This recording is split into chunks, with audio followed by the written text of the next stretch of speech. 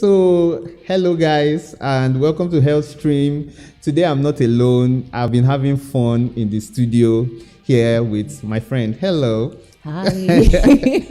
We've been having fun. So, I call her Dr. Obels, but I would like you to fully introduce yourself. Okay, my name is Dr. Obeleye Arinye Dokiari, but everybody calls me Dr. Obels. I think it's so that they don't misspell or mispronounce. So I'm not a native doctor. I'm a medical doctor, a fitness trainer, and the CEO of Health Entertainment Limited. Yes. So she's a medical doctor. She's a creative artist. She is a model. She forgot to say, but she is a model. Used to be. Yeah, she is a model, and she's a fitness trainer. And recently, you released a very short film. On diabetes. Mm-hmm. So 9 pricks. 9 pricks. Yes, I want to say I enjoyed it, and for me, it's one of the things it did for me was I was able to ask questions, and which was one of the reasons why I said we should talk about it. And now that we are here, what was the idea behind, 9 pricks? Okay. Now, 9 pricks gives us a story about a diabetic, but not just any diabetic, a type 1 diabetic in her 20s and has struggled with relationship. So I know in this part of the world, a lot of people just feel that diabetes is attributed to the elderly. A lot of people don't know that children and young adults can actually come down with diabetes. Mm-hmm. So I wanted to inform people about diabetes, that you can actually have young people come down with diabetes, and it's usually type 1. So in that story, I tried to just throw light on what it feels like to be a type 1 diabetic. Yes. All right. So basically, when we talk about diabetics or diabetes type 1, type 2, in type 1, we have juvenile diabetes. Usually, diabetes type 1 tends to show up, especially when the child is young. Usually. Yes. And when we talk about type 1 diabetes 2, we are looking at a situation whereby the body has a congenital or an inherent inability to produce insulin. Yeah. Positive. So that's the major thing. So I want to, in that video, because it was well explained, especially the lifestyle of a diabetic. One of the things that got me though, which I feel I should speak of first, is even the stress. When I look at 9 pricks, I was like, this was basically a single day. Yes, one day. One single day. One day. This was one single day in the life of a diabetic patient. Exactly. A type 1 diabetic the patient. fact that you have to prick yourself several times a day, I believe it's really stressful. It is stressful. Yeah. And I think we should just give a big, should we say, an appreciation to all the diabetics out there, especially the ones who are really making the effort to take care of themselves, because really that's seeing that in the old overview, that made me really appreciate the work that they do, having to take care of themselves, the lengths that they go, having to take care of themselves. So in your own experience, like when you have worked with diabetics, have you seen many of them complain of that kind of lifestyle? No, for me, I never personally encountered a type 1 diabetic. All my patients that were diabetic were type 2. Now, how I got to know about the lifestyle of type 1 diabetics was, of course, research. I had to read a lot of books. I had to go on YouTube and watch a lot of type 1 diabetics that were sharing their stories and their days and how they survive with this ailment. That was how I actually got a full grasp of, this is what it feels like to be a type 1 diabetic. I usually just see type 2. All they have to do, most of them, is just to take medications once a day, twice a day, and they're okay. Yes. But type 1 diabetic, I never encountered one myself. Yes, because we are putting it out there because a lot of people might not understand. In type 1 diabetics, in type 1 diabetes, you have a situation where the patient is on lifetime insulin. So the person is always dependent. It's an insulin dependent case. So the person wakes up, I have to take my insulin shot.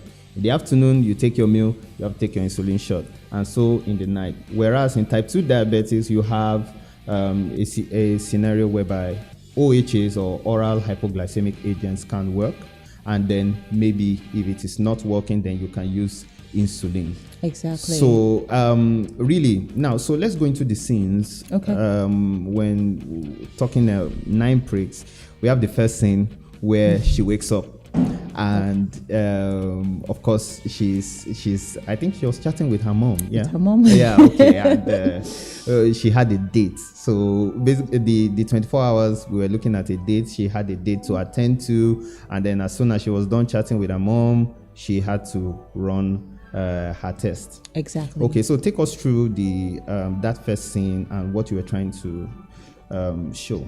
Now, if we realize the theme for this year's World Diabetes Day is family and diabetes. Yeah. So it's trying to show the support that diabetic patients get from family members. Okay. So in that first scene, I was trying to establish that this girl is not alone. Mm-hmm. She actually has support from her mom, a huge support from her mom. The mom gets to know her day-to-day activities. The mom gets to support her, because if you realize, the mom asked her, when they were having a conversation, it's like, what if it goes south? What if it doesn't really work? And the girl went, oh, well, it won't be the first. That means she has been going through it, she has had failed relationships as a result of her being diabetic. And the mom told her, I can come over if you want me to. And she just laughed. Now, that shows that that showed that the mom knows what she has gone through whenever she has had breaks. The mom has maybe even been part of her life and been there and seen that it's usually a struggle whenever she's heartbroken. Yeah, and that's why she offered, and like, I can come over if you want me to. And she's like, oh, come on. It's so not going to be the first. Now, because that single scene brought us to the importance of family.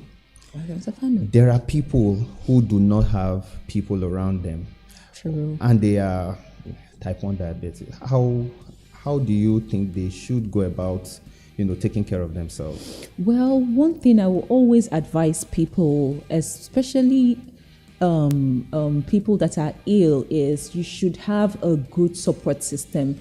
There are friends that are like family. It doesn't have to be direct family members. There are friends that are like family. There are health workers that are like family, because even when I was doing my research, there are people that said, oh, if not that my nurse did this, if not that my doctor did this, I wouldn't have been alive up till now. Mm-hmm. So it must not necessarily be from a direct family member. If they have direct family members, amazing. But otherwise, they can go to their friends, they can talk to doctors, they can talk to counselors, they can talk to nurses. As long as the person has like a basic knowledge about the illness, but they need a support system, because come on, no man is an island.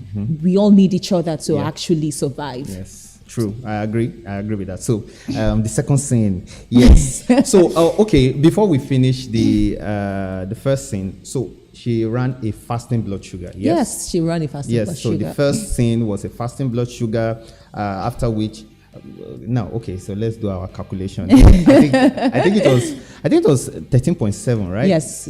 I think it was around that. So which is high. It's high. It's high. So and in that case, she needed to take an insulin shot. Yeah. You also paid attention to how it's to be given. Some people do not know. Now, is it supposed to be intramuscular? Is it supposed to be subcutaneous? Or basically, some people might just decide to give it in a different way. So you actually paid attention to it, especially when the camera panned into that scene. Yeah. So just let us know, how should insulin be given, especially in cases of people who are insulin dependent? So for people that are insulin dependent, not usually, I think all the time. You take your insulin injection subcutaneously. Yeah. It's not intramuscular. And I think someone was asking me, why can't they give it in their gluteus, in their bum? And I'm like, well, you have some very important nerves there. And if you want to start going all the way there, you may just injure something that you don't want to get injured. So usually they give it at the lower aspects of their abdomen or their thighs or their arms, but places that are usually easily accessible.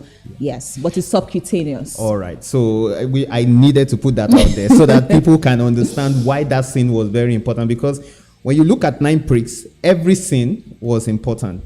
So which is why I have to ask. So you forgive me. All right. It's so the okay. second one, we have a situation where she went to the gym. Okay. Yeah. Yes. She was cleaning the house. Okay. When she was cleaning the house, and okay, I think she was just dancing there, right?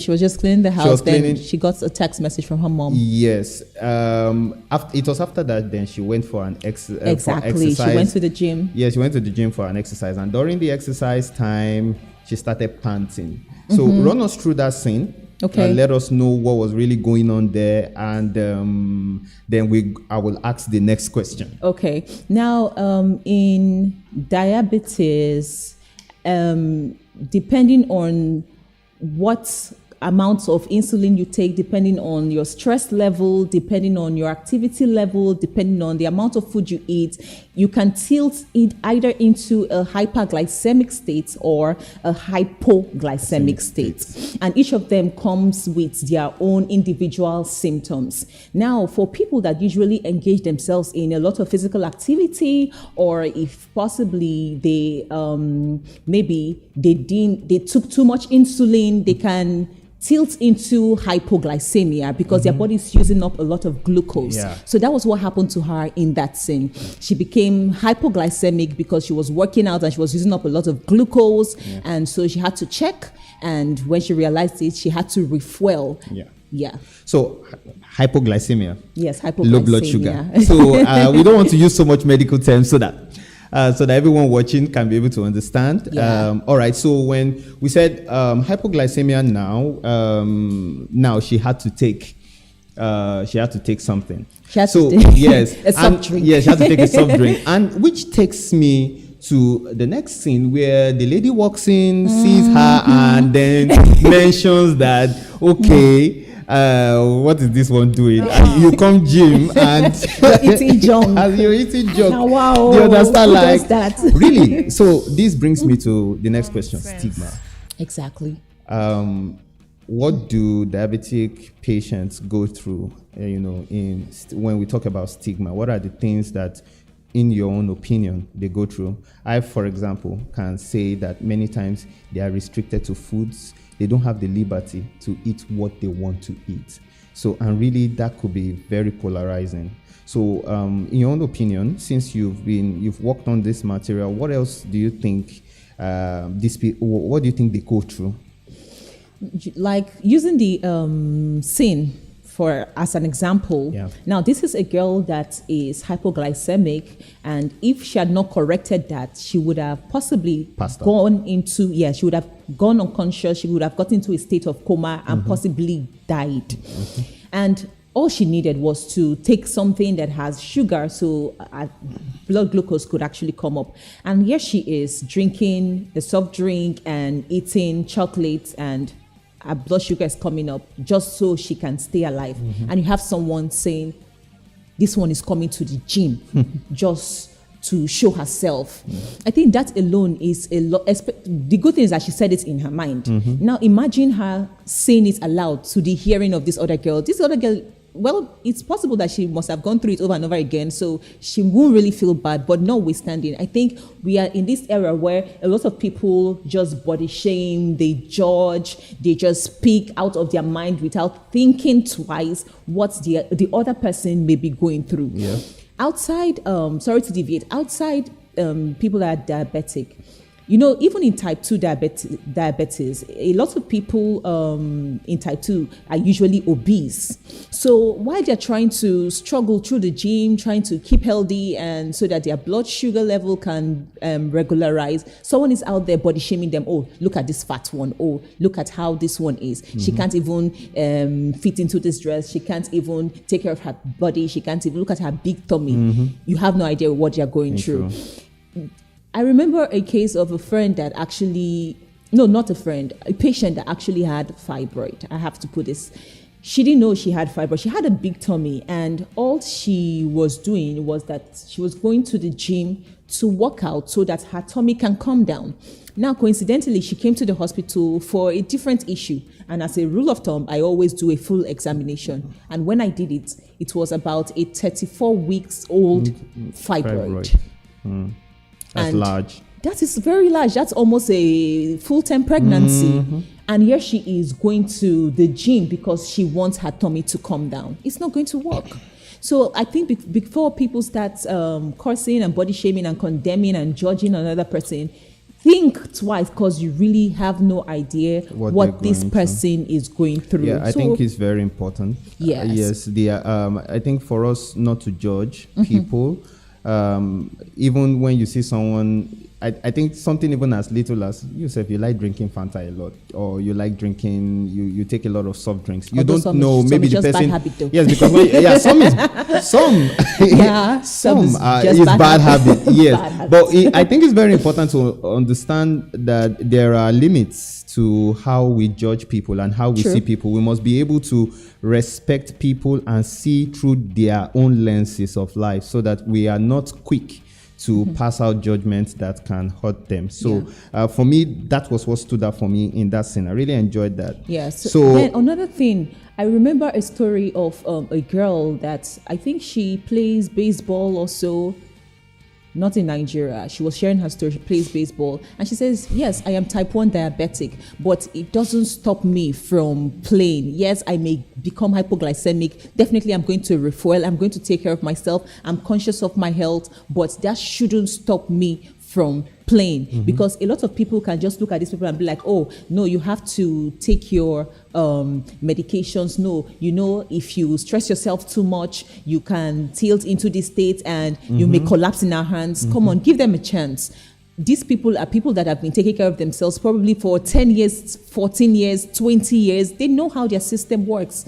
But the thing is, they should also try not to always push themselves too hard. Yes. Because another thing was that physical activity is good, but it seemed like, she just was pushing herself too hard because she just needed to get things right. Sometimes you can just push yourself too hard like that. So I feel they can go through that. People just know that, they are ill. And so they say, okay, they exclude them from carrying out activities. Oh, don't do this, so you don't, you're fragile. No, they're like every other person. It's just that they have to take insulin because they're deficient of insulin, and this helps them in metabolizing their food, carbohydrates, protein, and fats. All right. Thank you so much for that. So now the next scene was after workout. She came home. Lunch. For lunch, and then she still had to take tests, which takes me to that cycle. It means that, for example, in the life of a diabetic, how many times would you recommend that they shoot themselves, like they have to prick themselves? Now, it's subjective, but usually for type 1 diabetes, whenever they have symptoms of hyperglycemia or of hypoglycemia. So if you're a type 1 diabetic and maybe you feel tired, you feel weak, of course you should check yourself. If you feel extremely hungry, or you're urinating, or you feel like extremely thirsty, you should check yourself, because all this signifies different aspects. Yes, but notwithstanding, before you eat, usually you have to check yourself. So you know the amount of insulin, because what your blood sugar is, the insulin that you take is dependent on your present blood sugar level and the food you are about to eat. So usually they even calculate their carbs. They check the pack, or they know what the carbs content is, and they calculate it so that they can know the amount of insulin they will take. Exactly. So it's actually a lot of work. I must give kudos to every type 1 diabetic out there. Now that we talk about it, I think it's very important. We now see how much work that they do. So really, kudos to you guys. You guys are awesome. Amazing. And yes, you guys are amazing. So please keep at it, and we will also help you as medical professionals to ensure that you are always healthy. So now the favorite part. So for me, your favorite part? Yeah, well. Yes, for me, maybe not my favorite part, but at least the part that really stuck to me, especially emotionally, at least were the last two scenes. So we have the scene where she went to the restaurant. Apparently the date had come, and we didn't have his name. Oh. All right. So let's call him Ade. Okay. Okay. So all the Ades out there, God is watching you. Why Ade? Or should we use Femi? Let's call him Wale. No, you can't. No, you can't use Wale because let's call him Wale. No, you can't. You can't call him Wale because. All right. So let's say Wale now came in and. Apparently, of course, he met with the, beautiful Okwe, and she had to still go for blood sugar. Oh, yes, she had to. She had to check. Now, if you notice, at that point, she was thumping her feet and she was drinking a lot of water. She was actually hyperglycemic because she was anxious, she was stressed. So she was hyperglycemic, and that was why, because she was feeling this way, she had to go and check and say, oh, my blood sugar is high. I need to correct it. So, earlier we were talking about when they are supposed to check. Usually, it's not just after checking when they feel either symptoms of hyperglycemia or hypoglycemia. Usually, even before you eat, you're supposed to check it. Yeah. So at that point, she was supposed to eat, and also she was hyperglycemic, so she needed to check. So she can correct and get back to her amazing date. That was really something. So now that she got back, in that scene, did she tell him about her status? Yes, she did. Or if you realize, they were just gisting and talking because she didn't just want to bring it out there. It wasn't the first date, It wasn't the first date. They've been talking, they've gone out, and they wanted to take the relationship to the next level. And she felt, okay, it's good this guy knows about it. She has talked to her mom earlier, and the mom says, see, you have to tell him, otherwise he's going to see you as creepy. You can't just be injecting yourself up and down, pricking yourself. No, guys, especially a guy that's not informed. I would, if I am not informed, I will actually think the guy is a drug, the lady is a drug addict or something. Exactly. So that's why the mom encouraged her, no, you have to tell him so he doesn't see you as creepy. So she felt like, okay, this was time for me to tell him. So after all the talk and laughing and smiling, she held his hand, if you remember. And that was when she revealed that she was diabetic and that she had to take injections at least twice a day, and she had to prick herself to check her blood sugar levels. And that was when the guy was like, oh my God. Terrible. Jackpot. Terrible. So he just jackpot right there with the suit. He did. Oh my God. So horrible. Such a disgrace to Wale. This is too much baggage. Yeah. This is a deal breaker. I can't do this. I can't do this. And to be honest, it happens. Of course. It happens. It does. I think, stigmatization as a result of diseases is a big thing. It is. And a lot of people do not want to open up to their spouses, mostly because of this, until maybe when they get married that they begin to say some of these things. It's not just women. I'm talking about men too. They can also hide some of these things just because they are afraid of being stigmatized. So I think the message, for me, I think it was a message out there that we should be careful. Now, I believe that a diabetic person isn't if I'm to put it in the right way, the person is just like every normal human being that there is no baggage that cannot be sufficiently carried, especially when we talk about diabetes now. Exactly. We've reached a time of medical marvel where people with diabetes can actually go on insulin therapy and they will actually be very fine. Exactly. So what would you say as your word out there to people who are stigmatizing others as a result of their diseases? Now, one thing I'll say to people that stigmatize other people is that it can be anybody. You should be grateful for life, because most of the time, especially with chronic illnesses like this, these people didn't bring it upon themselves. It just happened. Sometimes the body just malfunctions. The way people die without anybody being necessarily the cause, although some people cause accidents, but the way people sometimes just wake up and just die, there are some things that are inevitable. We can't control it. Okay. You can eat the best of meals, you can work out all you want, but there are some times that it just hits you. So I feel, yes. So I feel everyone should have empathy for the next person, the next neighbor, because we should all be our brother's keeper. Tomorrow it can be you. The fact that person that is ill right now, tomorrow the person can be the one even taking care of you.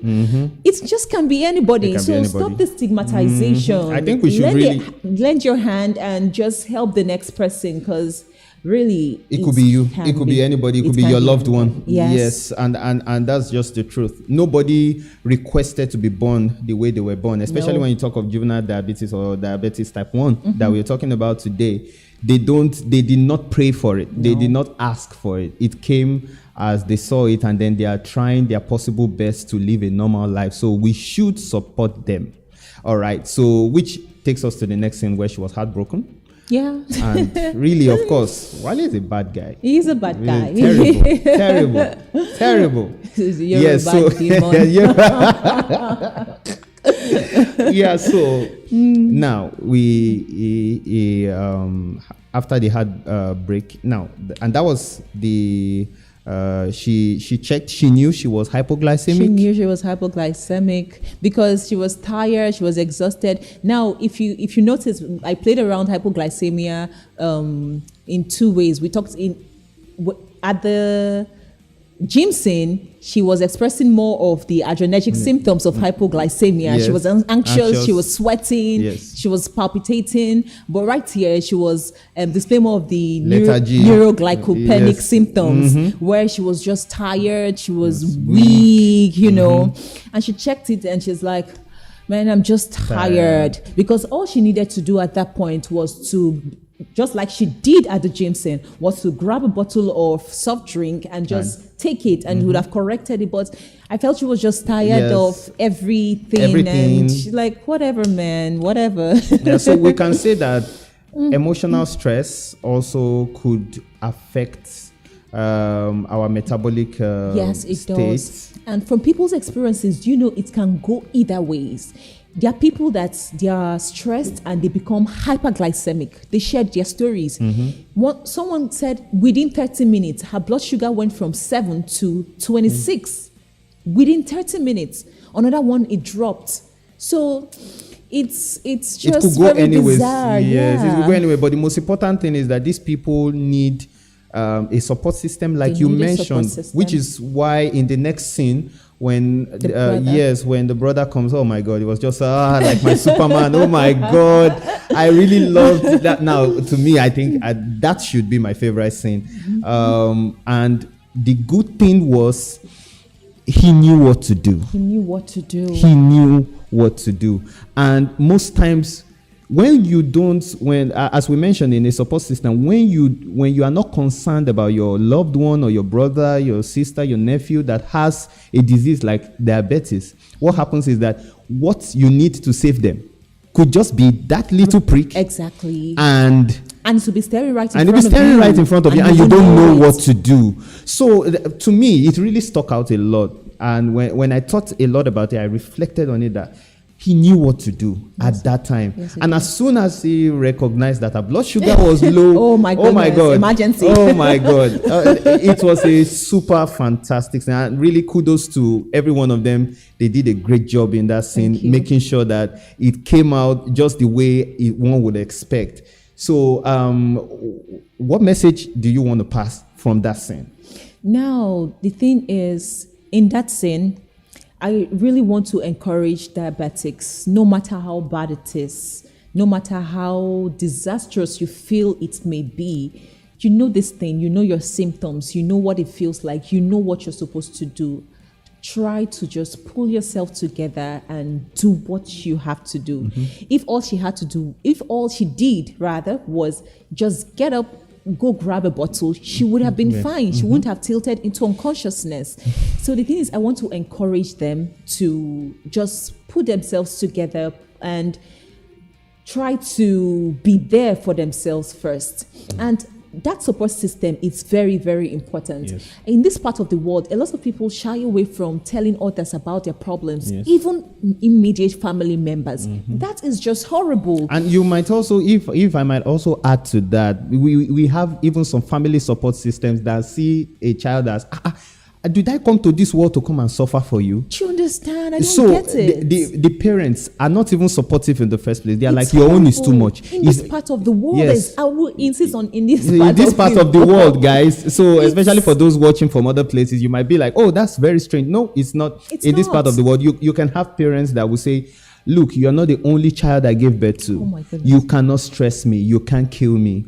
So, and that already is It's demoralizing. Yes, it's demoralizing. Because And it's one thing for the child to even gain himself to be able to say, okay, I want to stand up for myself. Then for the parents to even condemn, I think it's just going to shatter the child. yes. So our message out there, parents, brothers, sisters, uncles, you have to support those around you that are ill, that have especially chronic diseases like diabetes. Yeah. So please be supportive. Let's not be judgmental. Let's not get tired of them. It could have been you. But since it wasn't you, you have to lend a helping hand. All right? Yes. So, and for those that have illnesses, I will keep insisting, don't keep it to yourself. If someone shared with me a story of her sister was having a cyst, I think an ovarian cyst, and the sister did not tell her. And at a point, the sister collapsed and she had no clue what she was supposed to do. So please, if you have a chronic illness, share to someone, your best friend, or your sister, your brother,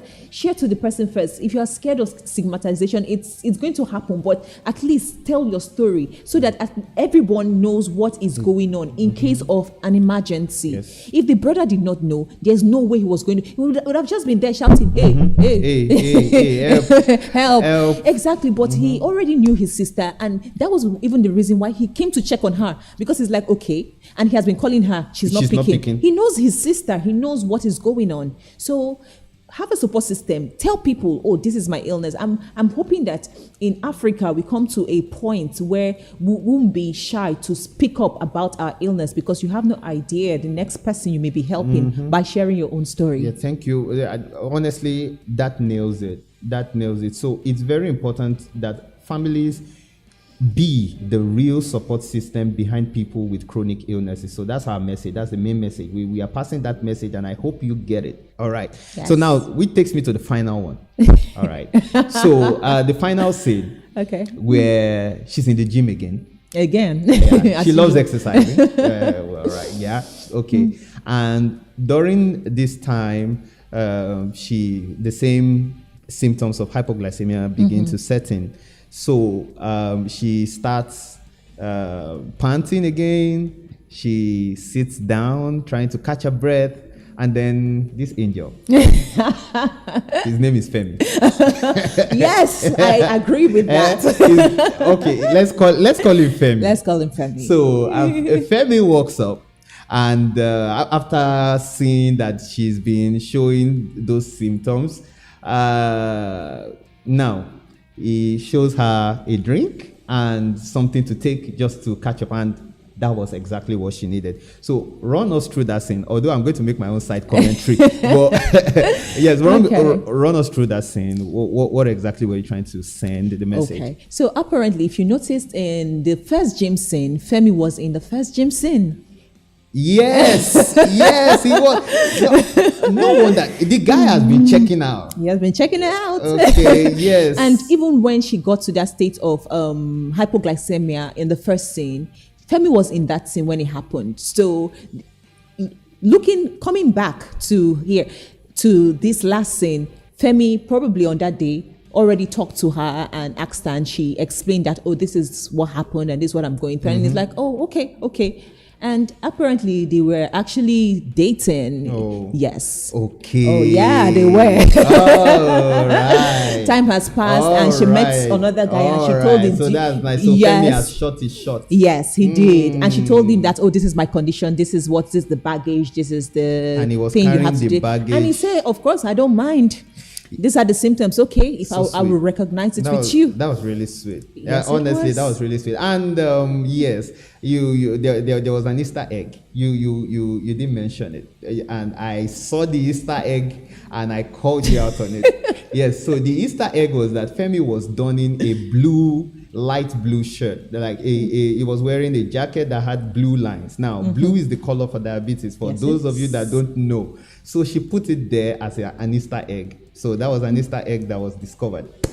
So I think I am supposed to get a reward for that. Yes. Well, yes. Did you notice also that the cycles where the readings were coming out was actually in blue? You didn't notice that? I didn't notice that. I didn't notice that. It's all about diabetes. Yeah. So all I will say is a lot of work was put into that. And do we hope in the future that you make more? Definitely, this for us? definitely. It's not easy coming together with amazing people to put up this work. I must commend all the people that worked with me on this project, especially the director, Diana Osi. She was the director. She was a lights person. She was the sets person. She was doing virtually everything, and that was because it was a low budget. I financed it personally from my own funds. Yeah, so we didn't have a lot of money. So she was doing a lot of work while I was doing the little that I can to put this together. So I must really commend her and all the actors that came in, and the ones that came in but we couldn't show, because there were some that actually came in but we couldn't show their scenes because we needed the video to be short. I must commend all of them. They are amazing people. Then those that gave us locations too, God bless them. Especially Continental Express. We didn't pay a dime for it. They just gave it to us. Thank you. Continental Express. Thank you a big thank you to you. Yes, to everyone who made it. Diagnosis, thank you very much. And really, it's well appreciated because I personally, even as a medical doctor, I was really impacted by the video, by the film. So, and I hope you do more, because we're definitely working on that one. But it's not easy, if we can get sponsors that can come out and say, okay, we will give you funds, we will give you locations, we'll be in charge of your welfare. That will really, really go a long way. We'll give you equipment to use to shoot. That will really go a long way. Yes, but we are hoping to bring out more health content like this so that we can enlighten the public. Yes, and we also will do our best. Thank you. Yes, to make sure, because part of our dedication is we appreciate creative work like yours, and we hope that on this platform we can be able to discuss it and look at the health impact that it will create, and with that also we'll be able to let people watch that content. So now, in generally, now what do you think? For what would be your advice for those living with diabetes now, and what would be your advice generally to the public going forward after viewing this video? Get tested. It doesn't matter how you're feeling. It doesn't matter who you are. It doesn't matter your shape, your size. Get tested. A lot of people have never even heard of the word random blood sugar. Please, everyone, get tested. There are people that have been misdiagnosed of urinary tract infections, and all they had was diabetes. Yes. So please get tested. You saw the video, just a prick. Just a prick. Actually pricked myself how many times? And all we just need is one prick. Actually, I think I needed to, I forgot to mention that. You pricked yourself. How many times? Oh my goodness. Oh my God. And talking about even the pricking behind the scenes, the ones that they didn't capture. Yes, so please, everyone out there, get tested. Even if it's once every 6 months, even if you don't have any symptom, get tested. Random blood sugar. Get tested. I think the value is 7. Less than 7, you're okay. Yes. Then if that's the fasting blood sugar, then for the random blood sugar, 11.1. Once your value is 11.1 and above millimole per liter, then most likely you may be diabetic. So it's very important what she mentioned. So please get tested.